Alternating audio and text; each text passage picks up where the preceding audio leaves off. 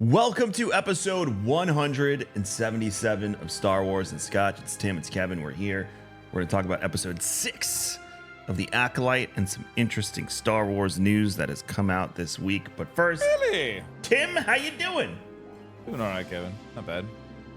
Getting ready for GCX? Yeah. Our kids Maybe were... got my GCX merch on today. Our kids were... Yes, it's very nice. Look. Thank you. Even the audio listeners, you have to look. Our kids were supposed to play on Sunday, but my son got scarlet fever, which I didn't know existed in this century anymore. Scarlet fever. Yeah. Interesting. Yeah, I didn't know that was still a thing until now. All these mothers are telling Danielle, like, "Oh no, my kid got it too."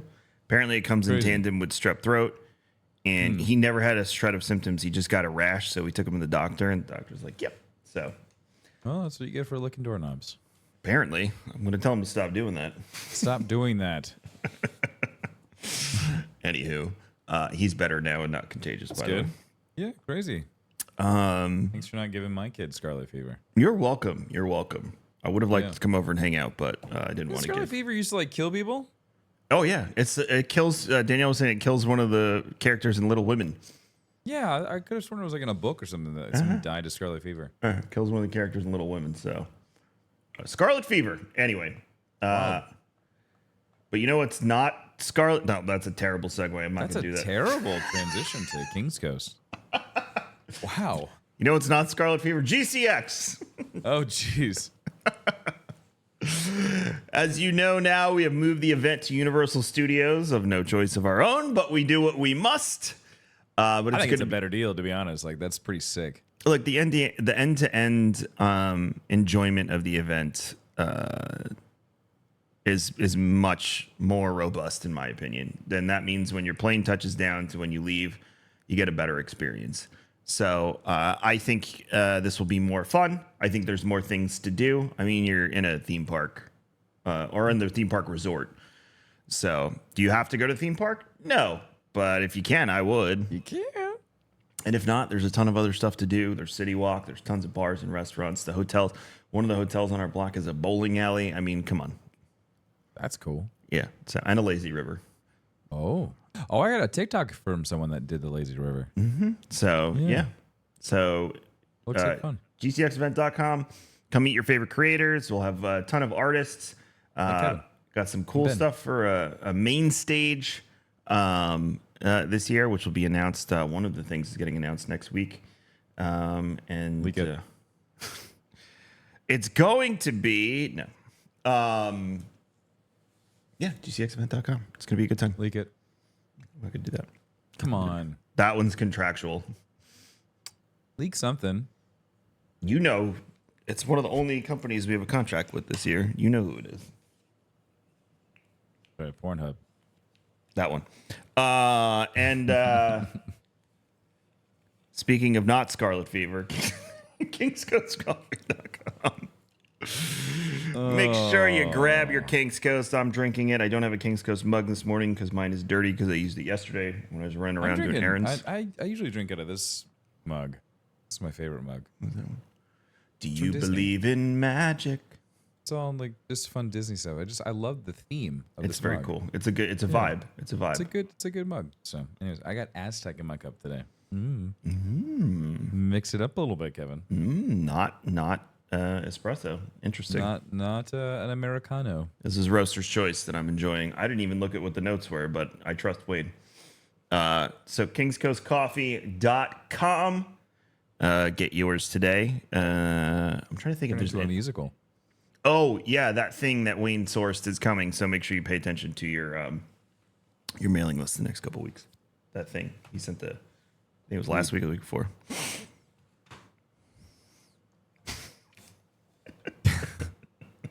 It's a weird episode, but it's good. It's a vibe. So I couldn't contain my excitement this week. I had to tweet about this. I didn't see it. The casting calls for Ahsoka season 2 are out. Really? And two things sprung up. One, they are recasting Balin Scroll. Really? Yeah. Skull. Skull? Skull. They are recasting him, which leads me to believe that our assumption that of how the level of importance of his character is there. Fuck, I feel like it's gonna be so awkward. The two people that have constantly been brought up that people have photoshopped and been like perfect look are Liev Schreiber and Gerard Butler, who is who you and I said originally. Gerard Butler would be really good. So those are the two that everyone's like, get one of them. They can pull it off. Obviously, the tone of the voice would be a little bit better, but I think Gerard Butler could pull off the voice better than Liev Schreiber. But I still think Liev Schreiber is a great choice. So we get Liam Neeson to voice him, and we'll get... Which has led to ultimate speculation that maybe the Force gods or the Mortis gods, whatever you want to call them, are going to be replaced with Anakin being the father, Ahsoka being the daughter, and Balin being the son. But there was another casting call that made this even more interesting, and Legends Kevin was very happy. Really? Okay, go on. Abaloth. Really? The mother. Really? Yep. That's interesting. So there is a description that people are pinpointing and being like, there's no way this is not Abaloth. It has to be the mother. That makes so much sense. Like, okay, remember when we were talking about how the father was pointing to something? We talked about how that was the cage of Abaloth. That's the prison. Ooh. And it's outside the galaxy. He's going to set her free. Which in Legends continuity, she's outside. And you know who puts her back in her place? Is it Luke? Luke Skywalker. And so Balin's going to... What if... So Balin lets her go. She Balin frees the big her. Bad... Yeah, so Balin frees her. She becomes the big bad thing. They have to work with Thrawn to take her down because Thrawn will understand. I'm sure Thrawn knew she was there. Well, of course. But do you think the Dathomirian witches were there to keep her constrained? Uh-huh. So do you think that to defeat her, they needed more witches, so they're going to go resurrect them? No, I don't think they think that she's going to be let free. The only thing I can think of what is what would the coffins have to do with correlation to that? So there's two theories. One is they were either her keepers, or two, they were worshiping her, and that's where they derived their power from. I like that. She's kind of like a nexus. Yeah, so there's like two ways of looking at it and trying to. Oh, but then what happens when she dies? But she never dies. Luke just puts her back in the cage. Yeah. She's immortal. Yeah, she's like a titan. She's so evil too. Like she's just the embodiment. She's terrifying. Luke gets messed up by her. It's not like an easy thing for him to do. This is 10 times harder than anything he's had to do in Legends. So explains why he has PTSD and tries to kill his nephew. I mean, now people are saying like, does this open the Mara Jade door? I almost said Mara Sav, wrong game. The Mara Jade door and all that stuff for Luke, because if you introduce Mara Jade and then we have this epic encounter with Abaloth. And I already know what the people that will find something wrong is like, why was no one talking about Abaloth in the sequel series then if this momentous event happened? It's very momentous. So it would make sense if something happens during this battle. Like at this point in the story, Luke could be madly in love with Mara Jade. Like there could be a whole piece to this. Yeah. Even at the end of The Living Force, because I did finish it this week, the ending was good, but it does not justify the 16 hours of book. Glad I didn't finish it. But Qui-Gon is talking to Yoda and Obi-Wan, and Obi-Wan's young at this point, and he's basically saying, like relationships before episode 1, right? Yes, relationships and love are, they're forbidden by the Jedi Order, and Qui-Gon essentially, I'm paraphrasing, says. Yeah. Yes, but that's kind of what makes us who we are. So he almost says like, I don't agree with that, which is classic Qui-Gon. Yeah. So if Luke is basing his principles on some of these reformed ideas that were coming up at the beginning of the prequel series, and even Master Soul in this episode is going through that. Oh yeah. So they're setting a tone there, in my opinion. There's another link to what they're saying, the casting call in the episode that I want to bring up too. But they're basically saying this idea, obviously, that the Jedi had made lots of mistakes, but that having relationships is not a bad thing. And a lot of the more prominent Jedi that we know and love are in tune with that idea. So I think the idea that Mara Jade is in the picture. We will meet her. Luke will return. This could be the perfect time to bring what's his face in as Luke, Bucky. Yeah. And there's this huge battle with Abaloth. Because if anyone else defeats Abaloth, I'm not going to lie, I'll be pissed. Because it needs to be Luke. Luke is that guy. There is no one else. Oh, man, what if we get that epic, like, I know you're not a big Dragon Ball Z fan, but it'd be like Gohan would be like Anakin, and then behind him would be like Goku would be Force Anakin behind Luke. Yeah. I mean, Like I would assume fighting Abaloth, that'd be so sick. I would assume some manifestation of Anakin and will get involved, and Ahsoka will be involved and whatnot. So I think, and maybe Abaloth possesses Balin or something, and she's like the manifestation of him. I don't know. I don't know what they're gonna do with it, but it all kind of ties together. The makeup has to be on point, especially with all of like the artist drawings that we've seen of Abaloth. The teeth. Oh god, the teeth. Oh, the teeth, dude. Yeah, she needs to be absolutely horrifying to the point where I don't want to show the show to my children because they'll have nightmares. Anything less is unacceptable. But it's Dave, so come on, and Dave, we trust. We'll be fine. And honestly, they're doing a very good job of pushing the envelope on making Acolyte is proving it. They did it with Andor. We can make it dark and we can make it still, friendly to a family watch. You might want to not show your younger kids, but your older kids will still be able to watch it. And that's what makes, again, we've talked about this a million times, the fear of a good villain. And, that's what makes it fun. And we talked about Joker on the show before. We've talked about, Sauron and all that. Like, there needs to be a level of fear of the villain. So Abaloth would be perfect, but she needs to be absolutely terrifying. So that was exciting. And there's some links and whatnot to this Acolyte episode that I wanted to jump in. And this Acolyte episode was very thought heavy. It wasn't very action heavy, which I liked. I don't think it really like pushed the story along in any way. It just helped develop characters more, I think, which we than needed. Anything else, which we definitely needed. Yep. But I agree that there was a lot of thinking. Like, I even tweeted about it. Like, there's gonna be so much trauma dumping next episode.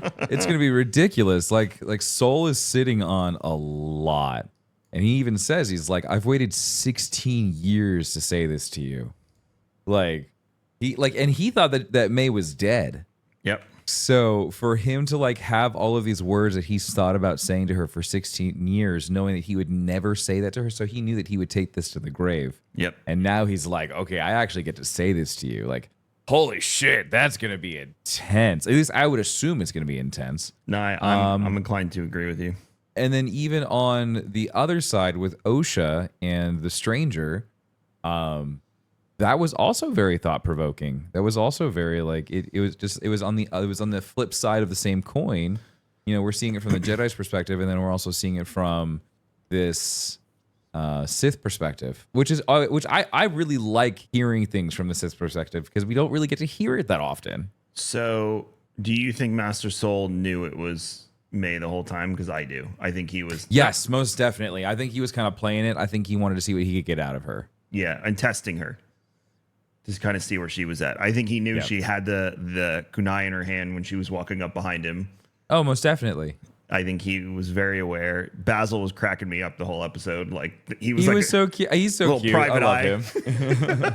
And then when he attacked her, yeah. Even like the little droid. What's the little droid's name? Pip. When he shot the oil in her face, like that was all just. It was really good. It was, like all of the interaction was really fun. I didn't like that you could just factory reset a droid with 2 buttons. Just quickly, like, just press the 2 buttons and just went back to normal. It was weird. Normally you need like a restraining bolt and all that fun stuff to factory reset a droid. No, she just held down the power button for 5 seconds. Yeah, it's like restarting an iPhone. I guess Pip isn't fully a droid. He's more of like a multi-tool. Yeah. So I could understand that. But yeah, I mean, look at what they had to go through to get that stuff out of C-3PO in episode 9. Mm-hmm. You had to take him to freaking Babu Frick to get that out. Love Babu Frick. So yeah, I agree. I think he knew it was her the whole time. I thought we were going to get the flashback right there and then, but I think that's coming next episode. I like that they left us with a cliffhanger on both sides, which was really cool. We got a cliffhanger for Soul, and then we also have a cliffhanger for Osha, with this sensory deprivation helmet that she's checking out. Did you, when she put it on and she did the breathing noise, were you like, this is the thing they're going to complain about this week? Because that was my immediate thought. No, I really I was kind of waiting for more. I wanted to see what was going to happen. I was also really surprised that inside the helmet there was nothing. Yeah.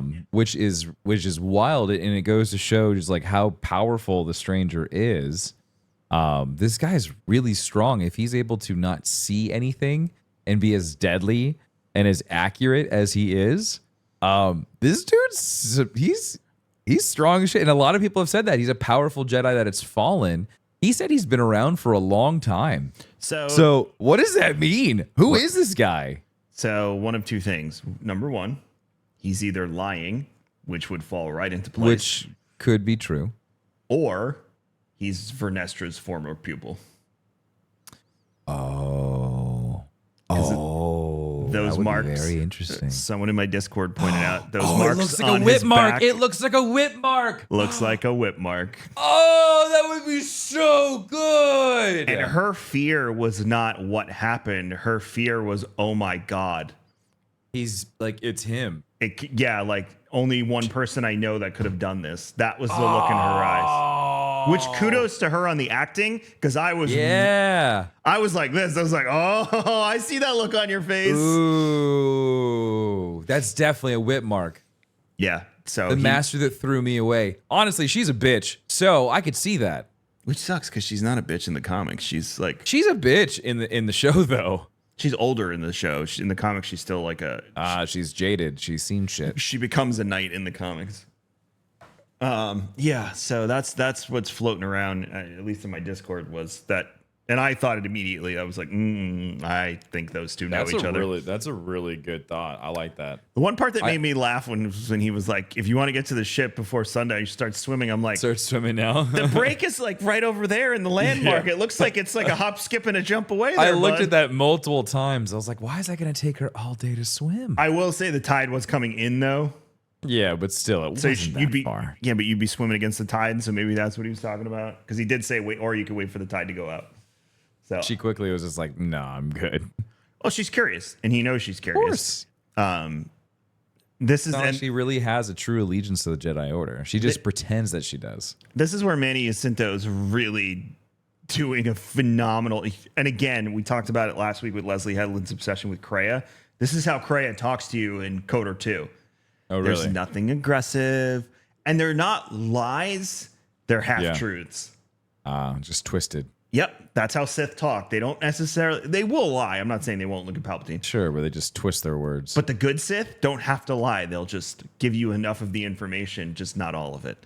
yeah. So the way he's talking to her is very, very much reminds me of Sith from the. I shouldn't say all. Some of the Sith from the older Legends content. The manipulative ones, at least, not the power hungry. Like, it doesn't remind me of Malgus or Scion or anybody like that. But Sure. just the manipulation is just on point and very, very Darth Treya, I think her name is. Kreia is her alias. Darth Treya is her Darth name.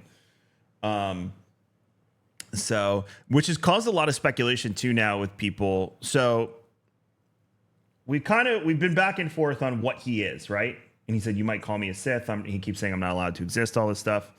Yeah, he talks about the power of two. Then she's like, what do you want?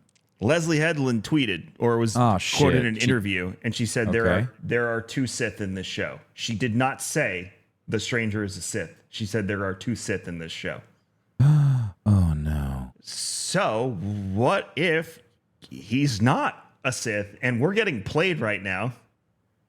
And he's just this dark force user. And at some point, the real Sith are going to find out that he could potentially be exposing them.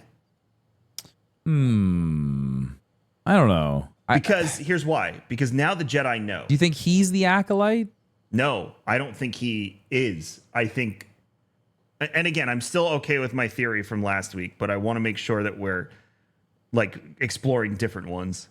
So there's a chance that he is not an Acolyte. He is just a dark force user that is exploring the dark side. Then why would he say that he's a Sith? Because he wants to be one.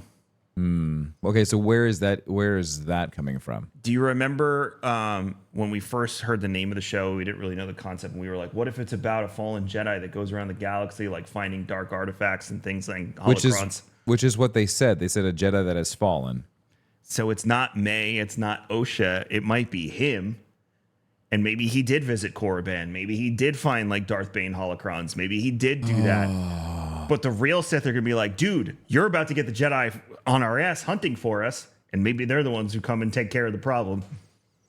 And if it is those real Sith, that's where maybe we get both, not just one. We get Tenebrous and Plagueis. I don't know. Just throwing that one out there. That's interesting. Hey, we got to take a quick break. We'll be right back in 1 minute. We're back. So yeah, that's my theory. I like it. That's this week's theory. I'm sure I'll have another insane one next week. Because the way he understands the dark side, but he doesn't seem like he's mastered it. Does that make sense? Well, yeah, because we assume that he's a pupil. Yeah, and I feel like he's it's almost like a wannabe at this point. But yeah, but he's learning. Yes, but my problem here is if someone is learning, they need to be, when they want to take an acolyte, they need to know that they're going to be more powerful than their master. Either he's an idiot.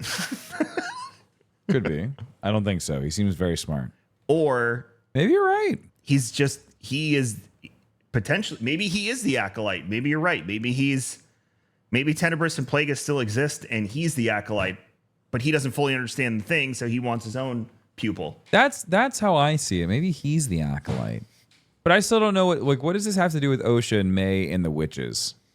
So obviously we need to piece together what happened with Soul there. And he looks mad at May. So I feel like we've gone back and forth on theories with that. But I feel like May is to blame to some level as to what happened. And almost, I think it's going to be a conversation or a flashback that is, well, May's actions forced me to do this. Yeah. And it's something, they're very focused on Soul killing an unarmed person. They've mentioned that so many times in the show. Yes. So maybe the witches surrendered and it was one of those he's too dangerous to be kept alive moments. Or she started possessing someone and he struck her down. Well, we know they possess what's his name? That's what I'm saying. Like what if they tried possessing someone else and he chopped her in half? Could be. I don't know. But they definitely, I think that's what next week's episode is going to be mainly about. Our second flashback of what happened on Brendock. We have to clean this up. We have to figure out who they are, what they're about, why are they important? What was that whole why were the Jedi there? Why do they need to be exterminated? There's a lot of questions that need to be answered. So next week is next week is the flashback that answers the past question. Then we can move forward with the stranger. Yes. And figuring out what he actually is with some sort of tease at the end. How many episodes do we get? 2. So we have 7 and 8. Yeah. So 7 we'll clean up. Flashback. Yep. Brendock. We'll clean up the witches. We'll do the whole Brendock thing. And then 8 will be Osha with the stranger. Yep. And then we'll figure out who the big bad guy is. And then that'll lead us into season 2. Yep. Well, keep in mind, even if it is Tenebrous and Plagueis, if Plagueis is raising an acolyte to kill Tenebrous, and he's still the pupil, they might just reveal Plagueis. They're gonna reveal somebody. Oh, there's no way we're ending this show without some sort of larger. It's not him. No way. We're not gonna end with the stranger being the big bad guy. Second thing I wanted. He's strong, but he's not. I don't think he's a Sith master of any sorts. Second thing I wanted to. Someone DM me this, Mr. Woodhouse. You know Mr. Woodhouse. Yes. If you pull up a picture of Abaloth real quick. Teeth, the jaws. Yeah. Why does that look so much like Jason's mask? I keep calling him Jason because of Good place. The Stranger's Mask. Because he likes teeth. Okay, go back to what we talked about before with Ahsoka episode 2, okay? If the Night Sisters can tap into that power, maybe that's what the witches are tapping into. Maybe Jason somehow learned through them or something or somehow. And maybe that's where his dark side learnings and power is coming from. And he is not the Sith. He thinks he is because he figured all this out. But I had to point that out because his mask looks so much like her creepy teeth smile thing. Maybe he's just a fan of the Joker. That too. You know me. I have to dive unnecessarily deep into these things. I don't think that we're gonna have a High Republic tie-in to Ahsoka, but that's me. I mean, and I'm not saying this season. I'm not saying any of that. I'm not saying that we won't have that. But I will say this. The idea that the Mortis gods could be involved in the High Republic is not unheard of. Yeah. I mean, I guess. Because they're gods. Sure. Well, yeah. I mean, they've been around for forever. I wonder if they're going to try to make them more streamlined. But people don't really know because they carry across all the timelines instead of just being focused around Clone Wars. I mean, that would help. Oh, someone said Lady Gaga should play Abaloth, and now I can't unsee it. Oh, honestly, that would actually work. That actually is very good. I hated her Harley Quinn casting, but as Abaloth, she could actually really pull that off. Hey, the pumpkin. Okay, just dance. No.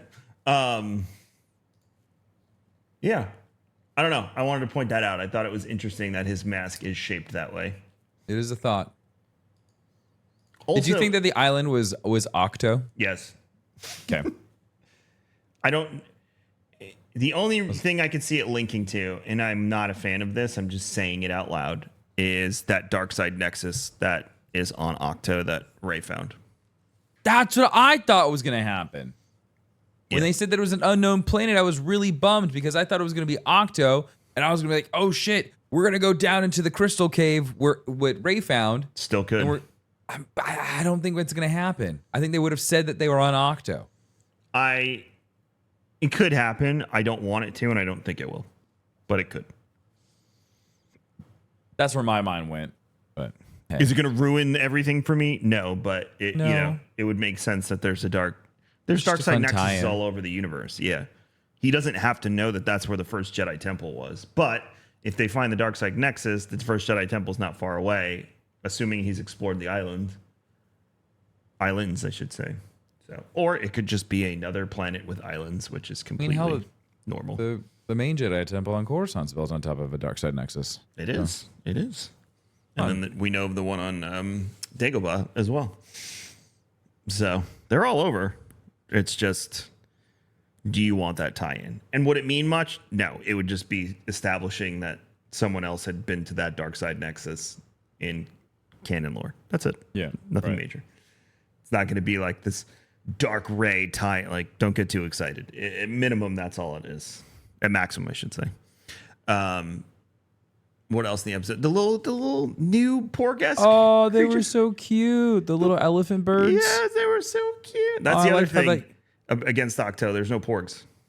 Yeah. The elephant birds are so cute. I know. I took a picture of them when I was watching it. Sent it to Audrey. I was like, "We got new cute Star Wars animals." And I like how the family did more stuff throughout the episode. I thought it was cute. They started out on the beach and they moved up on the ridge. Yeah. And they were cuddling.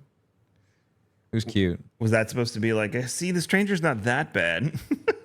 Yeah, I don't know. I mean, so this episode was called Teach and Corrupt. Which he was doing. But he was also, but they were also teaching. Did you admire his back muscles? Because I did. That man hit the gym for this role. He's shredded. He looks good. If I had to strip, I would be that shredded too. Did you watch the new episode of Game of Thrones? No. I did finish episode 2, though. I am warning you about the dong in this episode. Oh, really? Is it not a good looking dong? There is one scene I didn't stare at it, so I couldn't tell you.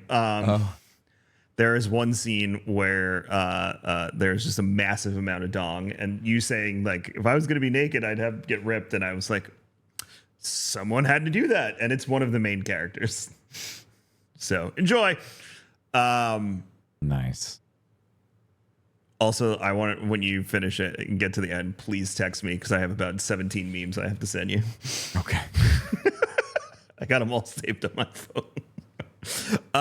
But I did think the cuddling scene in the last episode was really awkward. they elaborate on that in this episode. Oh, okay. So enjoy during the dong scene. Oh.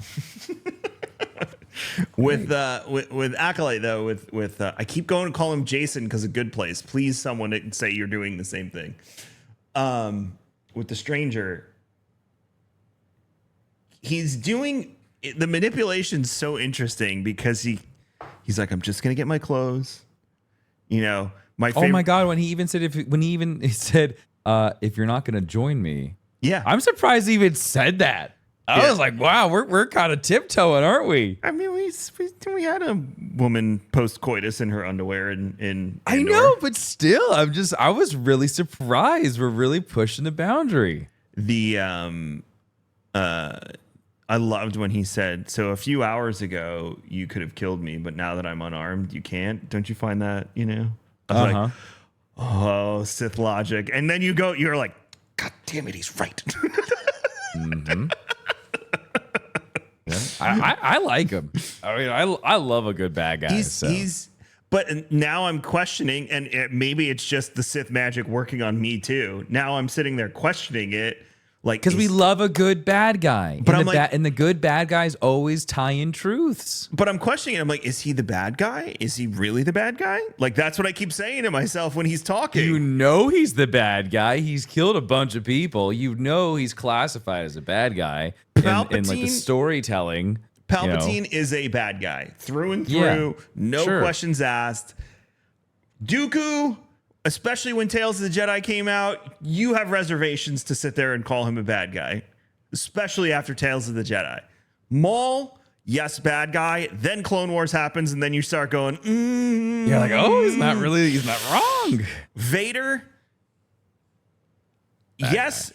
But then by the time we get like the Obi-Wan scenes and stuff, you're like, oh, no, I can't defend that. I'm sorry. Obviously, redemption from being a bad guy. Bad guy, though. Bad guy. But Palpatine is like, I am a bad guy. Well, yeah, that's pure evil. That is incarnation. Right. Which, again, it shows you the scale, and it's cool, and it's fun. And then you go to Old Republic, there's other Sith, same thing. Even the Emperor in the SWTOR MMO, when you find out that he was like ruling an entire other civilization and their whole concept was based on justice, not light and dark, and you're just like, how do you reconcile that with the most evil being in the universe, like caring about justice? It's just, your mind starts to go places. So as we sit here with the stranger and he's talking, I'm like, oh, you're one of those Sith where it's like, you're going to make me question my own morality the entire time, which is what he's like the doing. Joker. Yeah, exactly. Which is what he's doing to Osha. Yep. But me as the viewer sitting there saying, like, is he really a Sith? Is he really? Because he's making valid points. Yep. He's obviously been screwed by the Jedi. Yep. At some point, now, you almost, and it's fun because you almost forget what he just did on, what's the planet called? Kofar. You almost forget that he just absolutely brutally, cold-bloodedly murdered a bunch of Jedi. The episode. But even when he sat there and she was like, you killed Yord, and he's like a Jedi that would have traded you in, you know. Turned you in immediately. You killed Jeki, and she would have done exactly what Master Soul did to you and turned it into a one-sided relationship. And you're like, God damn it. Uh-huh. You're just, then you get frustrated as the viewer because he's right again. And then all of a sudden now, obviously, this is where it starts, and you can turn into a Palpatine. I mean, let's look at because I looked it up last night. I wanted to. Obviously, the Sith Code was not canon, to my knowledge. It was not canon. The Sith Code wasn't canon for a while. Oh no, I guess with the Darth Bane stuff, they made it canon. Anyway, he quoted the first line of it in episode 2, I think it was. Mm-hmm. This is the Sith code. Peace is a lie. There's only passion. I could argue that. Through passion, I gain strength. I can't argue that. Through strength, I gain power. Not absolute, but yes. Through power, I gain victory. I disagree with that. Through victory, my chains are broken. The Force shall set me free. It's not bad. No. But it can be used. It's selfish. That's what I'm trying to say. It's selfish. Agreed. Yeah, it's self-centered. Yeah, it's all about the person. Yeah, it's self-centered. That's what I don't like about it. Meanwhile, the Jedi code is there is no emotion, there is peace. There is no ignorance, there is knowledge. There is no passion, there is serenity. There is no chaos, there is harmony. Which I find to be horseshit. Yeah, that's why I feel like a lot of normal people always end up aligning themselves kind of like in the middle of like I don't agree with either sides, really. But Disney won't embrace gray Jedi, so they're just these wayfinders and whatever Ahsoka's become. Oh, a wayfinder? It's interesting because you never watched Battlestar Galactica, right? No, not really. For those that have watched Battlestar Galactica, Ahsoka's starting to remind me of our good friend Katie Sackhoff. Katie Sackhoff. Yeah, I don't know. What's her character? Starbuck. Starbuck, yeah. Starbuck by the end of the show is because the whole show is like surrounded around the Greek pantheon and all the stuff, and there's parallels. Anyway, Starbuck's kind of like an angel by the end. Ish. Oh, and cool. They say it in a way. It's really hard to explain, and I'm not ruining anything. You can still watch it. Which, by the way, after this is my fourth. I'm not gonna. I highly recommend that show, Tim. Highly. Okay. It is not sci-fi. It is space fantasy. Really? Yeah, it's sci-fi, but it's more like Star Wars in the way like it's not space magic, but I don't know how to explain it. All right. So do I watch the newest version of it, right? Yes, I'll send you. You have to watch the miniseries and then the show, because if you don't watch the miniseries, the show just jumps right into it and you'll be a little confused. I'll send you the first thing to watch, and then you can jump right into the miniseries. But it's in my top 5 of best shows ever. I'll do it for you. Yeah, I highly. Amy will love it. Danielle loves it. She's rewatching it with me, and we'll be up at it's like 10:30. She's like, one more. Perfect. We need a new show to watch. So 100% recommend. Anyway, that's what Ahsoka's reminding me of, which I guess is in line with what we said before, the potential of Ahsoka becoming the new daughter. Yes. Especially if Anakin was to become the father, that makes sense. That'd be so cute. But Anakin has seen light and dark, so it would make sense for him to be balanced. Yep. And then Ahsoka is representative of the light, and then Balin could be the sun. He's a dark Jedi. Uh-huh. It makes sense. Yep. Unless Balin does get possessed by the mother. No, I don't think so. I think it's going to be like a physical thing.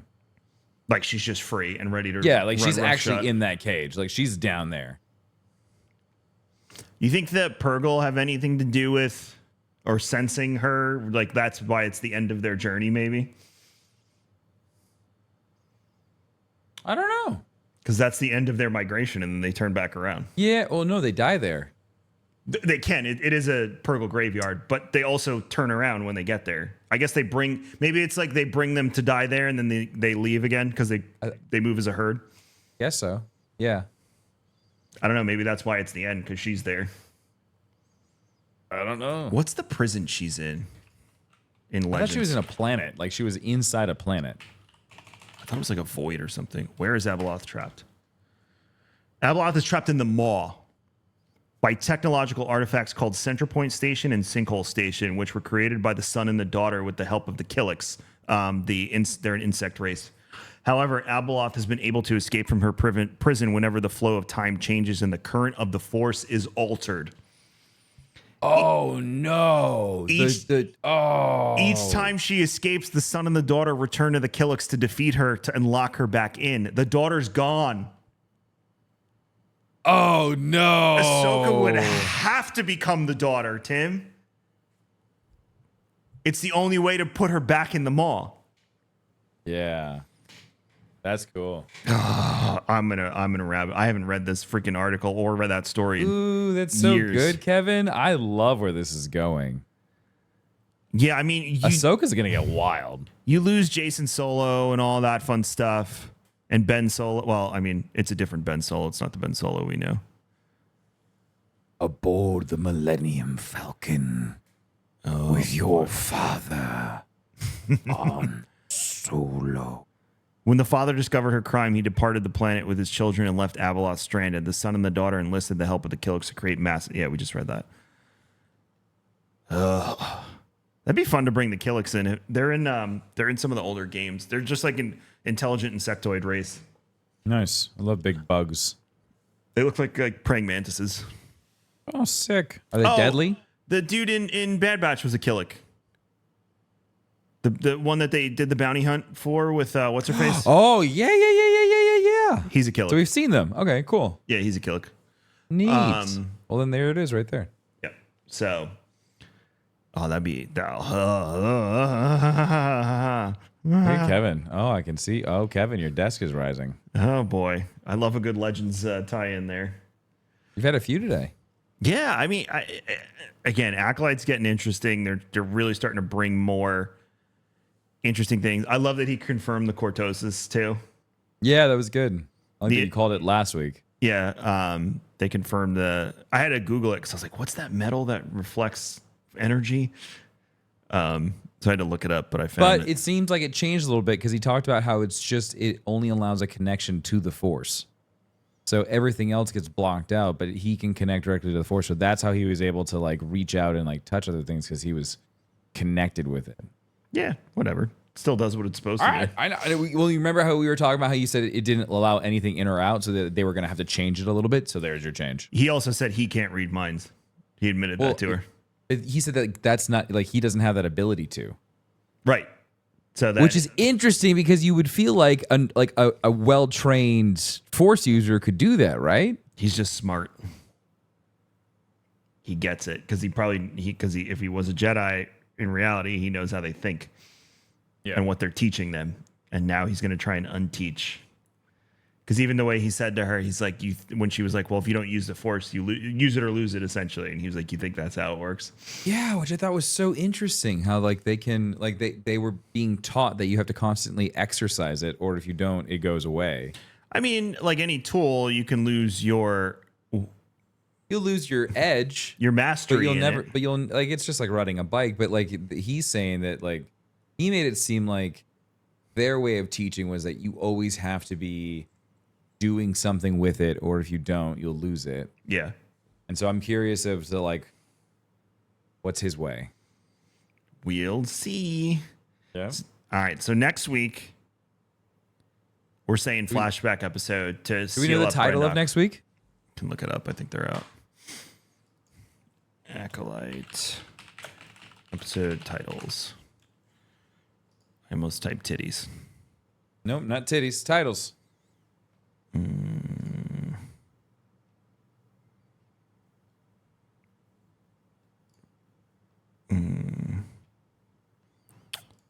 don't. Can you check IMDb while I'm looking? See if you can find it.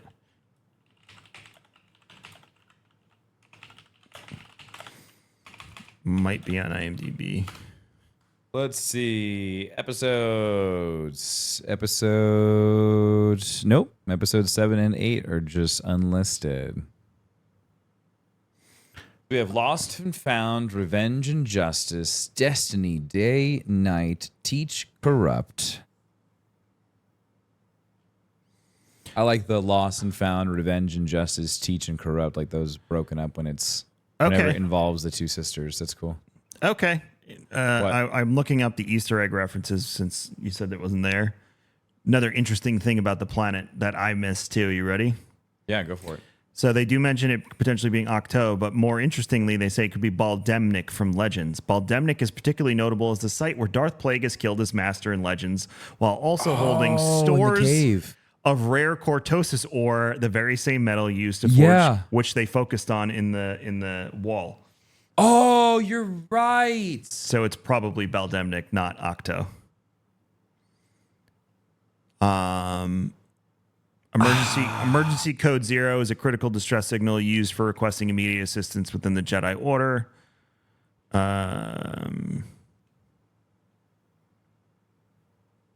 Your emotions betray you. Is the inversion of the classic line heard multiple times in Star Wars saga about your thoughts betraying you or betraying your emotions. That senator was a I was curious about that conversation.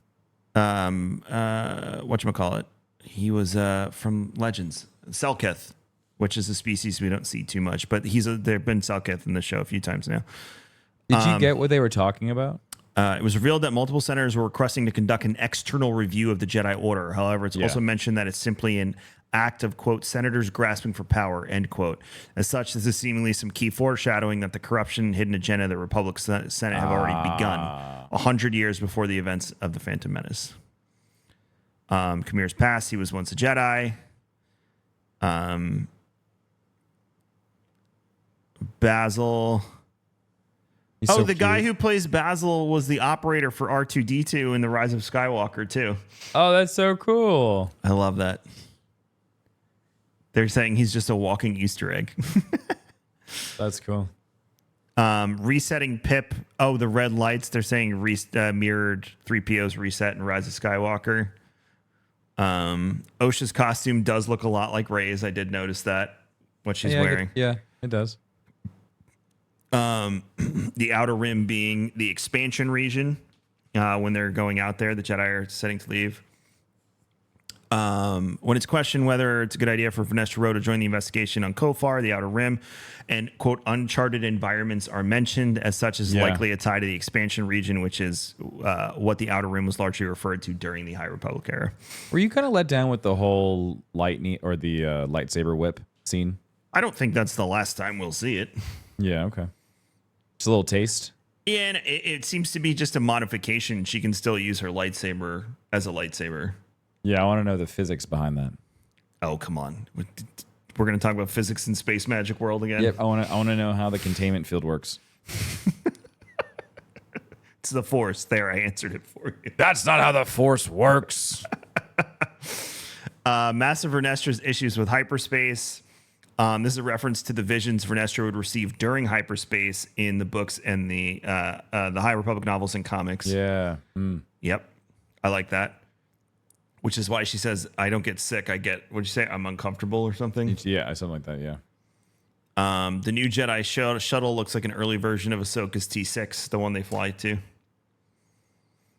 The scar on Kamir's back looks like it could be from... Oh, people are saying it could be the whip or force lightning.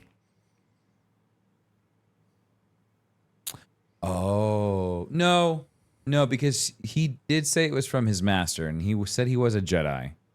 I'm going to go with Vernestra. Well, I'm sticking with that one. Dissect the sentence. I got this from my master. Doesn't indicate. Even if he said But he said that he was thrown away. What if he was a pupil under a Sith master and then was thrown away because of X reason? Oh, shit. It could have just been a deception. Oh, man. Riddles. Could go either way. It could. What you bring with you in the cave of evil. Kamir tells Osha that the helmet takes everything so that it's just you and the Force and what you bring with you. This has heavy tie-ins to Dagobah's Cave of Evil when Yoda is training Luke, telling the young Skywalker that the only thing within the vengeance beyond the Force is what he brings with him, a classic concept that often precedes key visions in the Force. Oh, she might have a vision when she's in the helmet then. That's what I'm thinking. Osha will likely reconnect with the Force, having put on the helmet at the very end of the episode. Force echoes from the investigation on Kofar, so it seems one of the Jedi can read Force echoes. Did she ever really disconnect from the Force? No, but again, you just kind of got to... I'm sure it's like riding a bike. It's going to take you a few minutes to get the rust off. Sure. The light whip. And Kylo's theme played again during the credits. Leslie Headland also tweeted out that's not a... there is a reason for that. Remember how we talked about his mask kind of has that same like Kylo Ren style too? There are people that are theorizing maybe Jason, or I keep saying Jason, maybe the Stranger is the first Knight of Ren. Oh, he's the main guy. Well, he might not be alive, but No. But but is he the one that he could be Ren. could he be Ren? Because then Ren ends up meeting Kylo later on down the road. Yeah, but Ren's a title. But no, I thought the first guy was Ren, like Ren. Let's see, Ren from the Knights. I never understood this whole thing in the comic either. I read the comic twice too. I remember the guy. He didn't have a shirt on and he had long white hair. And he was played by Christian Slater in the Lego version. Ripped.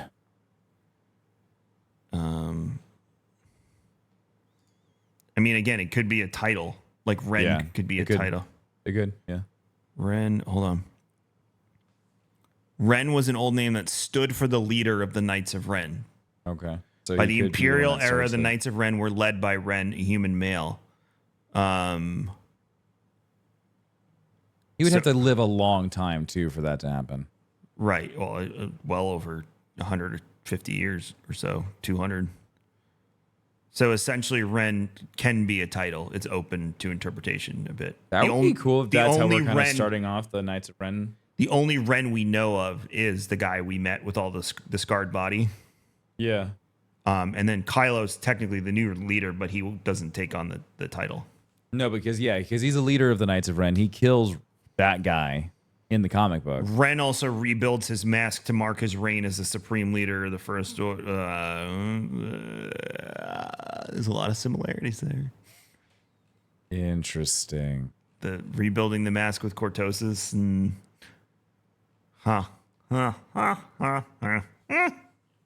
I'm down. Well, There's a lot of ways this show could go. I misspoke because I guess Kylo Ren is him taking on the name. Yes. And then Ren is the God, this is crazy. Ren is the name so he added the Kylo on, but this guy before Kylo him was named Ren. Right, and Kylo is his Sith name? But he's not a Sith. Right, his Acolyte name? Because he's just not Ben Ren, because that would sound stupid. Ben Ren. So I guess then it would be, if Kylo took it, because he's Kylo Ren, then it's I mean, that all lines up for me. That it's more of a title and less of a person. I like that they're working it in. I hope it doesn't feel forced. I hope it naturally feels like a part of it. I mean, I also hope that people look. I want to see Sith in the show. I'm not saying that, but I also hope that people give it a bit more grace in that scenario. You know, that it is. Yeah. Maybe this is the origin of the Ren, but that could also play into what we were discussing before. That if he is, let's say, the original Ren, if you will, then the other Sith are gonna be like, whoa, you can't go trouncing around the galaxy here, bud, and exposing us. Like people are gonna come looking for us next. Yeah. So that supports that theory a bit. I like that. Look at you, Kevin. You and your theory crafting. If anyone wants to make YouTube videos where Tim and I theory craft, let me know. I don't have the energy to make YouTube videos. So.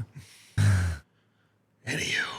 Well, that's going to do it for this week's episode of Star Wars and Scotch. Tim, Kevin, you can find Tim over at Darkness429 on Twitch, YouTube, TikTok, and everywhere else on the interwebs. It's true. Kevin, KMagic101, everywhere on the interwebs except Twitter. I'm Kevin X Vision, and it will always be Twitter to me. You streaming anything this week? I'm gonna do probably some Destiny today, so by the time they hear this, no. Okay. I'll have off the rest of the week because I need a break. I'm probably enjoy vacation, Kevin. It's not really a vacation; it's just time. Enjoy. Are you your time streaming off, tomorrow on 4th of July? Just in the morning? See where the wind takes us. All day. Sounds like a Disney So I make my wish. That movie wasn't that bad, by the way. I just watched Wish. That wasn't as bad as everyone made it out to be. Oh, I didn't know they got bombed. Oh, yeah. I mean, what doesn't get bombed now? There's people. The world we live in. There's people in the Game of Thrones comments now ripping it apart because it's not exactly like the book. Oh. Meanwhile, the book is known to be written by a maester who favored the Greens. So the producer of the show is like, this is the real story. That's the rumors, which I think is a great angle to take. But they're like, no, George R. R. Martin. I'm like, he is a creative consultant on the show. He was not pushed out of this one like he was pushed out of the other one. He is working on it too. Just like we said last year or last season, he was the one that made the decision to make the Valerians black. So shut up. Blows my mind. It's our universe now, not his. Just try to enjoy your life, please. There's so many other things that if you put the same amount of energy you put into this, we can make the world a better place. Yeah. Like- Agreed. Like, you know, put that type of energy into things like St. Jude or whatever charity or cause that you want to put it into. Put that energy into that instead of telling people what they should and shouldn't like. And with that, Tim. Say farewell. May the force be with you.